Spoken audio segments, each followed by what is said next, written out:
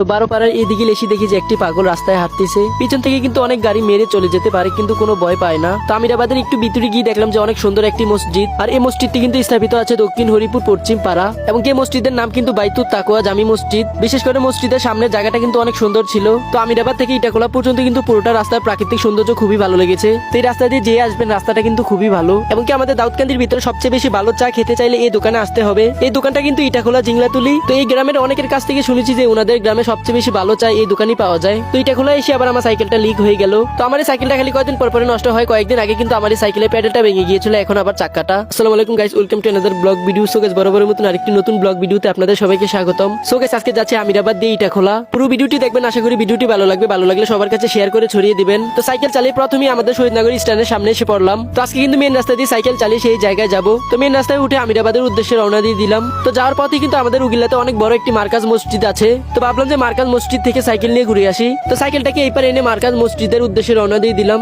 আর এই মসজিদটি কিন্তু মেন রাস্তা থেকে দেখা যায় বেশি দূরে না, এবং কি আমাদের দাউদকান্দির ভিতরে কিন্তু এই মার্কাজ মসজিদ শুধুমাত্র একটাই আছে। এই মসজিদগুলোতে কিন্তু সবসময় দিনই দাওয়াত দেওয়া হয়, এবং কি মার্কাজ মসজিদের সাথে কিন্তু একটি টিনের মাদ্রাসা আছে। তারপর সেখান থেকে ঘুরে টুরে আবার সেখান থেকে এসে পড়লাম। তো এই পারে এসে আবার সাইকেল নিয়ে রওনা দিয়ে দিলাম। অন্যদিন কিন্তু মেন রাস্তায় সাইকেল চালিয়েছিলাম, অনেক গাড়ি ছিল, এখন কিন্তু গাড়ির সংখ্যা খুবই কম। তো অবশেষে কিন্তু 12 পাড়া মেন স্ট্যান্ডের সামনে এসে পড়লাম। অল্প ভিতরে গেলে কিন্তু বেগম রাবেয়া মহিলা কলেজ। এই কলেজটি কিন্তু শুধুমাত্র মহিলাদের জন্য। তো 12 পাড়া মেন রাস্তার সাথে দেখলাম যে এক পাগল বসে বসে হাঁটছে। পাগল তো পাগলই, পাগলের কিন্তু কোনো সময় মরণের চিন্তা থাকে না। তো 12 পাড়া ভিতরে দেখলাম যে বাহির থেকে গ্যাস এনে এই জায়গায় সংগ্রহ করা হবে। সামনে যে ঘরগুলো দেখতে পাচ্ছেন এই ঘরগুলোতে কিন্তু গ্যাস সংগ্রহ করা হবে। সিলিন্ডারে যেভাবে গ্যাস ভরে সেইভাবে কিন্তু এখানে গ্যাস রাখা হবে। মেন রাস্তা দিয়ে কিন্তু সাইকেল চালিয়ে গেলে এই বাড়িটা সবসময় দেখি। তো অবশেষে কিন্তু সাইকেল চালাতে চালাতে গৌরীপুর বাস স্ট্যান্ডের সামনে এসে পড়লাম। আজকে কিন্তু এই জায়গায় গাড়ি কমই আছে, অন্য সময় কিন্তু এই জায়গায় গাড়ি ভরে যায়। এবং আমাদের গৌরীপুর উপজেলা স্বাস্থ্য কমপ্লেক্স কিন্তু রাস্তার সাথেই, এই পাশ দিয়ে কিন্তু বাসগুলো সবসময় জ্যাম লাগায়। তো গৌরীপুর বাস স্ট্যান্ডে একটু সামনে কিন্তু এখানে অনেক বড় একটি মাদ্রাসা আছে। তো মাদ্রাসার সাথে কিন্তু মসজিদটাকে দেওয়া হয়েছিল, এবং কি মাদ্রাসা মসজিদ দুটোটাই কিন্তু মেন রাস্তার সাথেই। তো গৌরীপুর একটু দূরে কিন্তু এখানে একটি দাঁতের ডাক্তারের দোকান আছে। তো 1 বছর আগে কিন্তু আমার দাঁতের সমস্যা ছিল, এই দোকান থেকে আমার দাঁতটাকে ঠিক করা হয়েছিল। তো গৌরীপুরে বাস স্ট্যান্ডের সামনে কিন্তু সেখানে ইউটার্ন নেওয়া যেত, এখন কিন্তু সেখানে আর ইউটার্ন নেওয়া যায় না। এখন কিন্তু নতুন করে এই জায়গায় ইউটার্নের ব্যবস্থা করা হয়েছে। আগের ইউটার্ন থেকে কিন্তু এখন ইউটার্নটা অনেক সুন্দরভাবে দেওয়া হয়েছে। তো অবশেষে কিন্তু অনেক সংগ্রামের পর সাইকেল চালাতে চালাতে আমিরাবাদ স্ট্যান্ডের সামনে এসে পড়লাম, এবং কি আমিরাবাদ স্ট্যান্ডের সামনে কিন্তু অনেক বড় একটি মেডিকেল সেন্টার আছে। তারপরে আমিরাবাদ রাস্তা দিয়ে ঢুকে গেলাম সাইকেল নিয়ে। তো আমিরাবাদ এই বাজারটা কিন্তু অনেক বড়, বেশিরভাগই কিন্তু গাড়ি ঘোড়ার মালামালি এখানে পাওয়া যায়, এবং কি এই জায়গায় কিন্তু অনেক বড় সিএনজি স্ট্যান্ড। এখান থেকে কিন্তু সিএনজি নিয়ে অনেক দূরে জায়গা যাওয়া যায়। তো আমিরাবাদ এই রাস্তাগুলো কিন্তু খুবই ভালো ছিল, এবং কি প্রত্যেকটা জায়গায় কিন্তু সুন্দর লেগেছে। তো রাস্তার সাথে একটু দূরে দেখলাম যে অনেকজন মিলে এখানে ক্রিকেট খেলা খেলতেছে। এইসব পরিবেশে কিন্তু খেলাধুলা করতে ভালো লাগে। যে এইসব জায়গায় খেলাধুলা করতে পারে সেই কিন্তু এই প্রাকৃতিক সৌন্দর্য উপভোগ করতে পারে। তো অল্প সামনে এসে দেখলাম যে এখানে অনেক সুন্দর একটি মসজিদ। মসজিদের চারপাশে জায়গাটা কিন্তু আসলে অনেক সুন্দর ছিল, এবং কি এই মসজিদটা মনে হয় নতুন দিয়েছে, এবং কি এই মসজিদটা কিন্তু স্থাপিত আছে দক্ষিণ হরিপুর পশ্চিম পাড়া। তো এই মসজিদের নাম কিন্তু বাইতুত তাকওয়া জামি মসজিদ। বিশেষ করে মসজিদের চারপাশে সৌন্দর্যটা কিন্তু আসলে খুবই ভালো লেগেছে। এখন কিন্তু প্রত্যেকটা গ্রামে অনেক সুন্দর সুন্দর মসজিদ দেওয়া হচ্ছে। তো এই মসজিদে ঢোকার সময় কিন্তু দুই পাশে গাছগুলো আরো সৌন্দর্য ফুটিয়ে তুলেছে। তো অল্প সামনে এসে দেখলাম যে হরিপুর সরকারি প্রাথমিক বিদ্যালয়। এই প্রাথমিক বিদ্যালয়টি কিন্তু অনেক পুরনো, অনেক প্রাথমিক বিদ্যালয় কিন্তু এখন নতুন নতুন করা হচ্ছে।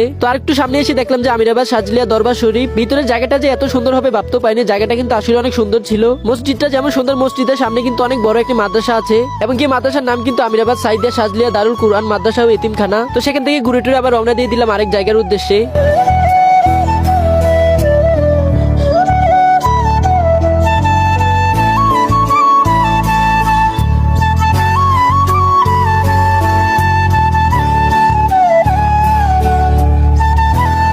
অবশেষে কিন্তু ইটাখুলি জিংলাতুলি ছোট্ট একটি স্ট্যান্ডে এসে পড়লাম। কে আর জানে যে এই স্ট্যান্ডটা পার হওয়ার পর একটু সামনে গিয়ে আমার সাইকেলটা পাংচার হয়ে যাবে। সাইকেল চালিয়ে কিন্তু অনেক দূরে এসে পড়েছিলাম, তো অনেক চিন্তা হচ্ছে যে বাড়িতে কিভাবে যাবো। কি আর করে আর দূরে যেতে পারলাম না। তো এখানে এসে শুনলাম যে আমাদের দাউদকান্দির ভিতরে সবচেয়ে বেশি ফেমাস চা দোকান নাকি এটাই, আর এই দোকানদারের নাম কিন্তু শকায়েত হোসেন। এখানে অনেকের কাছ থেকে শুনলাম যে ওনার চা খেতে নাকি অনেক দূর দূরান্ত জায়গা থেকে এখানে মানুষ আসে, আর ওনার এই দোকানটা কিন্তু ইটাখুলি জিংলাতুলি। কি আর করে সাইকেল পাংচার হয়ে গিয়েছে, এখন পুরো রাস্তায় হেঁটে যাওয়া লাগবে। এখন কিন্তু পাংচার হয়ে গিয়েছে, এখন যদি সাইকেল চালাই তাহলে কিন্তু টিউবটা নষ্ট হয়ে যাবে। তো এত সুন্দর ভিডিও আপনাদের মাঝে উপস্থাপন করতে গিয়ে কিন্তু আজকে আমার সাইকেলের এই অবস্থা হয়েছে। তো অল্প সামনে এসে দেখলাম যে অটো সার্ভিসিং সেন্টার। তো ওনারা নাকি সাইকেল ঠিক করে না, শুধুমাত্র অটো ঠিক করে। কি আর করে সেই দোকান থেকে এসে আবার সাইকেল নিয়ে হেঁটে হেঁটে রওনা দিয়ে দিলাম। তো আপনাদের মাঝে এত সুন্দর সুন্দর ভিডিও উপস্থাপন করা কিন্তু তত সোজা না। তো আজকে কিন্তু এই ভিডিওটা করতে গিয়ে অনেক কষ্ট করা লাগতেছে। সাইকেল নষ্ট হওয়ার কারণে কিন্তু মন খারাপ, আর কোনো ভিডিও করিনি। তো ভিডিওটা ভালো লাগলে সবার কাছে শেয়ার করে ছড়িয়ে দিবেন। আসসালামু আলাইকুম।